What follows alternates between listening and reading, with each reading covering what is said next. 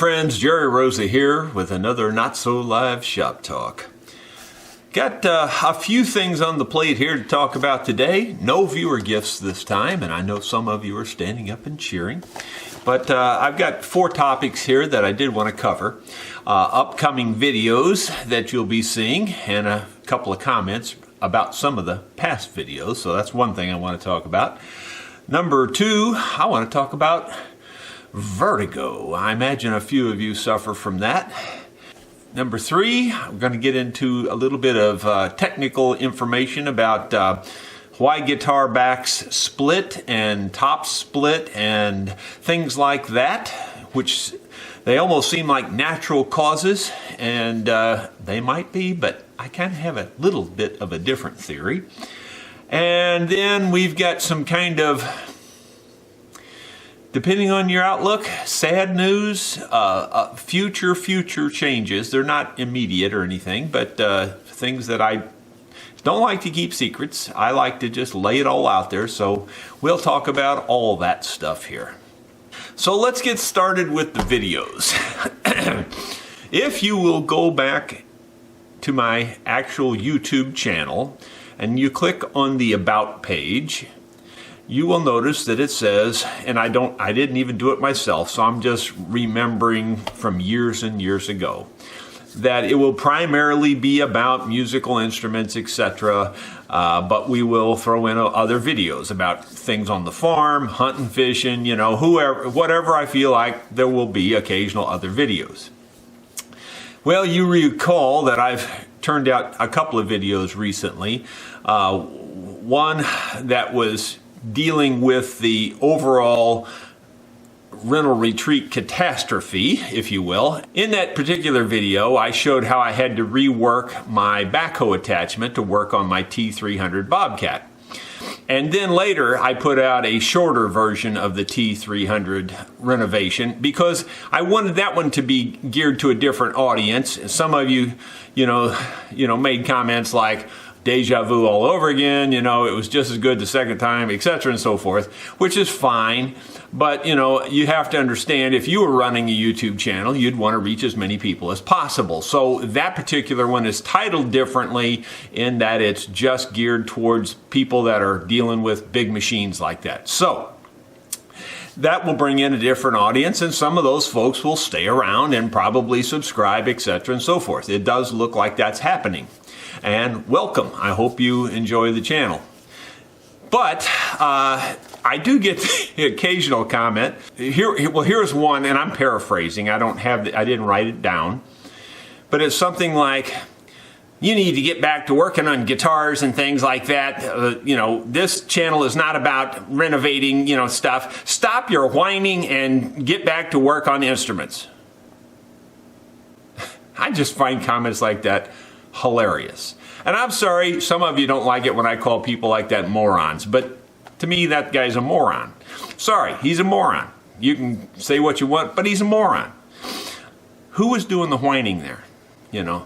All I was doing in my video was pointing out the facts of things I have to deal with here on the farm. I wasn't looking for sympathy. I wasn't saying, come help me, send me money. I wasn't whining. I just told you what I have to fix. So, to me, when I get comments like that, stop your whining, who's doing the whining? To me, he was doing the whining. And therefore, he is now banned. And I just thought I'd let you know that. Comments like that really don't bother me at all, because I feel like, again, you got to consider the source. It's a moron. So anyway, I wanted to bring that up because there are going to be some more future videos on some various farm projects. And the reason being, I just got a lot of them and I have to get them done. I haven't yet finished the project up there at the rental retreat. I did also at the same time, which I haven't shown anything on video about it, I tore off the front deck and the front ramp that was there, and I have rebuilt the deck and stairs. With stairs, I should say, rather than a ramp, and I have yet to build the handrail and all that, so I've got to do all that too. It's just not easy being me. There's just not enough of me to go around. And, Melissa and Caleb have been busy here keeping the shop going while I'm doing all that. And I'm not filming all that much of it, but there will be some more videos coming out, and possibly one yet today or even tomorrow on rebuilding the front tilt cylinders on the Bobcat. So, I'm sorry, but I've got to make videos on what I'm doing, and that's what I'm doing. So I have to do that. I'm also still working on the 12-string when I get minutes, and I'm working on other instruments and different things. Spencer, who has brought us lots of instruments over the year, was just here the last couple of days, and I didn't get to spend much time with him because of my next subject on here I want to talk about is that Vertigo thing. But anyway, I worked on a number of his instruments, and his instruments are what inspired my third topic, which is the why do instruments crack, the backs and fronts crack on instruments. So that's kind of how all this evolved. Okay, moving into the second thing, now that you know about what videos are coming, etc., and why they're coming the way they're coming. Moving into the vertigo thing, I'm sure a lot of you out there suffer with vertigo, and I just want to make sure you're aware. You probably already are aware that there's an exercise out there that you can do, and I'll put a link in the description of this video to like a video of this exercise. Or let me describe what the problem is that causes the vertigo often. It's not always the whole cause of vertigo, but this causes it a lot, and that is that little particles dislodge in your inner ear, and they float in those fluids that are in your inner ear, and there's a tube, they're in a tube, and basically as they move around in that tube differently than the fluids moving, it causes you to get dizzy. It just causes you to go just crazy dizzy. And yesterday I was really dizzy. I didn't have the spinning yesterday like I have had in the past. When I had Meniere's disease in my left ear, and I lost some hearing in my left ear, but that was really horrendous vertigo. The room was spinning so fast, you would grab a hold of stuff like this, and you would hold on, it would scare the heck out of you. You can't believe that the room can take off and actually look like the room is spinning. I mean, I'm not making it up. I'm not being dramatic. It looked like the room was spinning, and it was horrible, just horrible vertigo. Well, that was a different cause. That was, but I learned about this exercise back then, and I would even try it back then. And occasionally, it would kind of help my situation a little bit. Well, so yesterday I woke, actually in the wee hours of the night, I woke up with vertigo. I could tell I had it. You don't even have to be moving to know that you've got vertigo. It just kind of happens. So sure enough, as I got up yesterday morning and tried to work on, Spencer's instruments and stuff, and I did finish up a couple of 3 or 4 things on his instruments, just worked through the dizziness. Finally, I just went back to the house and sat in the chair most of the day yesterday.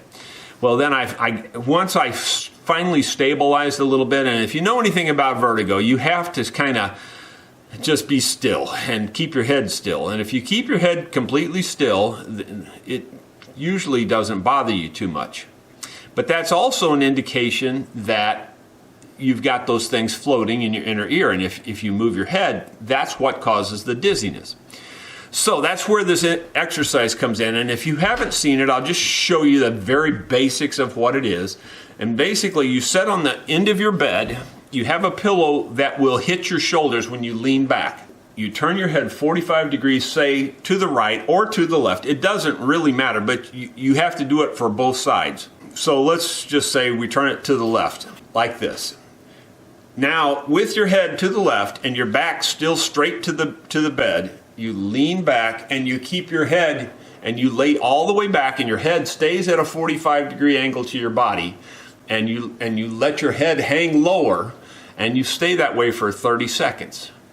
Then you lay on your left side and you keep your head still at a 45-degree angle to your body, but now your body is on its side, and so your head is facing straight down into the bed. You lay that way for 30 seconds. Then you sit up, you don't turn and sit up, you just sit up like that. from the laying down, and you keep your head, and maybe even stay that way for another 30 seconds because you might be dizzy. Actually, this, in some ways, the exercise can make you kind of queasy and dizzy too, but it's almost instantaneous. If you do it right, it works really well. And then you have to do the same thing for the other side, and of course, the other side, you turn your head to the right, and you do everything on the right side. So anyway, you have to do it twice. But in case you didn't know about that exercise, truly, it is wonderful. If you've got vertigo, you need to look up that exercise. You can even just simply Google exercise for inner ear vertigo, and you'll see it. You'll find it. It's not hard to find at all. It's worth doing, trust me. So hope that helps somebody out there. I'm feeling way better today, just way better. Golly, yesterday was horrible. I was so dizzy. So let's go into the third topic. Spencer brought me a whole bunch of instruments, and Spencer's big time into Gibson. And, I have to say that the problem I'm going to talk about, I have seen on Gibsons far more. And when I say far more, I'm talking like whenever you see this problem, 9 times out of 10, it's a Gibson. That's how far more problematic it is on a Gibson than any other instrument. Now, why is that? I've got my theories. Other people have theirs. Most people attribute the splits in the back and the splits in the top to lack of moisture and humidity. No, the very low humidity causes the wood to shrink and to break. I got a different theory about that. You don't see that very much on Martins. I'm not saying you don't see it at all. I'm saying you don't see it very much on Martins compared to Gibsons. You don't see it hardly at all. And the reason I feel like I'm an authority on this is because I see all kinds of instruments all the time. And this is where I see it, okay? Everybody could have it on one instrument. Harmony, I've seen it on harmonies, by the way. Taylor, Martin, anybody could have the problem. But Gibsons really have the problem. So there's no magic bullet that says Gibson, lack of humidity. There's no way that you could tie the name Gibson into lack of humidity.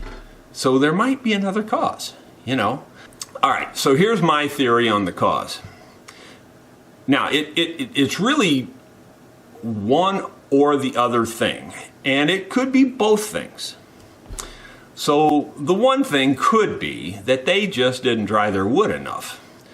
And when the instruments were built, and over time they will, of course, dry out. That's possible. I kind of doubt that's the problem. Could be, though. It could be that problem. My theory, on the other hand, is possibly more likely. And that is because I would imagine they were smart enough to use dry wood. I would imagine that. So my theory is this. They had some method or some machine or some procedure to bend their sides differently than perhaps Martin. And, I don't mean to exclude all the other builders, but those are the two big ones from, the 1800s on, okay? There's lots of other builders, but those are the two big ones. So perhaps they were bending their sides and putting them in the molds differently than Martin was. I say they put them in the molds under huge stress. In other words, they just horsed them into the spot and just forced them into the mold somehow. Maybe they didn't pre-bend the wood. Maybe they didn't use any water to bend them or something. Maybe they bent them dry. I'm just making this up. I have no idea how they did it. But I could see that would put everything in there under very high spring tension. And that appears to me to be what the problem is. Because, and this has really shown up the most in the last 3 or 4 months. Well, maybe 6 months. Because Caleb especially has had to remove the backs on a lot of instruments. He's had to remove the backs on several really old Martins, or the tops on really old Martins, and he's had to remove the backs and tops on some Gibsons, and so have I, of course, but he's been doing the majority of the repairs. And I've just started noticing that when you put the tops and backs back on the Martins, they pretty much go right back on and not really any problem. When you put the tops and backs back on a Gibson, the sides are flayed out and the back just doesn't fit anymore. And you can't make it fit. You can't compress it enough to get the back to fit. Now, the reason I thought to talk about this was because of Spencer's comment. He said he was sitting in the house the other night, and I'm not picking on Spencer. Please don't misunderstand this. And I don't mean to air his, comment. It's just that this is what made me think of it. He said he was sitting in the house and he heard it go pow, crack. And so his wife, he apparently has a lot of instruments, so his wife was pointing in the general direction of the instrument that she thought made the noise. And so she found the Gibson where the back had split, or they found that. And so Spencer's comment was, so much for your humidity theory. Well, I say not so fast. I'm not saying that humidity doesn't play a role. It could play a role. But here's the way I look at the humidity issue. I know I'm the only guy. I'm Galileo standing there by myself saying this is how it works. Everybody else is wrong. I realize I'm saying that. I realize I'm doing that. But Galileo is right, and I believe I'm right too. To me, it's the most common sense thing in the world. You dry the wood down to 6% moisture content. Now that's different than humidity. Please understand that. That's moisture content. But if you flip that number around, that's 94% of the moisture has been removed. Think of it that way. 94% of the moisture in that wood has been removed. Just suppose that you took out the last 6%, that you were able to get it out. How much is the wood going to shrink? Not very much at that point. Not very much at all. It just can't. You can't make it shrink an eighth of an inch from that last little 6%. You just can't do it. Why do they stop at 6%? Because that's the practical stopping point. It doesn't make any sense to keep trying to get the wood to dry any more than that, because they can't really get it to dry much more than that. It just is the practical stopping point. So that's my theory on the humidity thing, is that people think of it like the wood just keeps drying out. Well, wood gets brittle over time, that's for sure. Doesn't necessarily dry out anymore. In fact, I'll bet you that brittle wood really has a higher moisture content just simply because of the relative humidity in the air than it did the day it was built. If you check it, you'll find out that most woods sitting around in your house have somewhere in the neighborhood of 10% moisture content. That's because most of those woods have sucked the moisture back in. And I'm pretty sure your guitar is going to be at least 8%. It's going to be at least the number that it was the day it was built, and probably higher. That's why I say don't humidify your instruments, because all you do when you humidify an instrument is you swell it up. That causes more trouble, in my opinion. Again, I'm in the unique position to see gazillions of instruments. And the ones that have been humidified generally have, and that could just be that they live in a real high humidity area like Florida or someplace like that. Generally, those have finish cracks in them much more than the drier instruments do. And that's because the wood expanded, the finish doesn't expand, and it causes cracks everywhere. One last example on this humidity moisture thing that I want to point out, and that is about doors in your house. We all know cabinets expand and contract with the seasons. They will always do that. I'm not arguing that at all. And your instruments will do that to some degree too. But that's a continual thing every year. It goes in cycles, and that just kind of happens. But for instance, doors in your house would be a good example in my opinion. My house is pretty dang dry, I will admit. But the doors often still swell up. and they get to where you can't open the door. And so, and of course I probably hung them a little extra tight, but I'll take a plane and I'll plane it off, and it'll be good for another year or two, and then all of a sudden it's kind of starting to stick again, and I'll take a little plane and I'll plane it again, and it'll, go for, and I've had to plane some doors 3 times. It's because they're swelling up, and wood sucks up moisture, trust me. I personally, I know I'm Galileo again, but I just telling you, fair warning, don't overdo the humidity thing. Don't put the humidifiers in your cases and leave them in there forever. It causes just as many problems as it fixes.